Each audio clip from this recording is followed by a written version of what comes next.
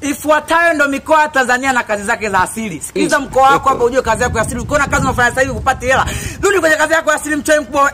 Tunaanza na mkoa wa kwanza, Dodoma, wakala wa kusafirisha malaya. Ukijiona wewe mtu wa Dodoma unafanya kazi sehemu nyingine upate hela, kasafirishe malaya, rudi Dodoma mchawi mkubwa. Kuna Mwanza, kulima. Umekucha. Watu wa Mwanza wote mkono upate hela, rudi ukalime huko, ukalime mingoko mchawi mkubwa wewe. Tunafuata na huyu nani mkoa mwingine, Iringa. Nyie Iringa kazeni ni kufuga mbwa. Tunaelewa.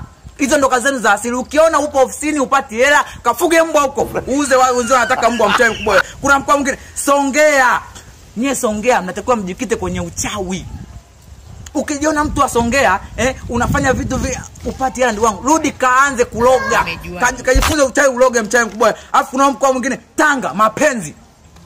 Tanga ukiona unabeba tofali azikufai, kaudi kwenye mapenzi. Unanielewa wewe nani wewe Aisha kutoka Tanga? Tunafuata mkoa mwingine, Mtwara. Nyinyi wasusi, hata kama ni mwanaume rudi kwenye kusuka. Sasa ulikuwepo. Usiogope mtu. Tunafuata na mkoa mwingine huu, Manyara, wizi. Manyara ukijana wewe umekuwa umeswali lakini hela upati, kaibe tu ndugu yangu. Mimi nitakushauri ni kingine. Kaibe maana ndio kazi yako ya asili mchawi mkubwa. Shinyanga, utapeli. Madalali wote wanatokea Shinyanga. Wewe angalia sasa kama unabisha mchawi mkubwa wewe. Alafu kuna mkoa mwingine, Arusha, kuzalisha bangi. Mtu Arusha ananielewa wewe.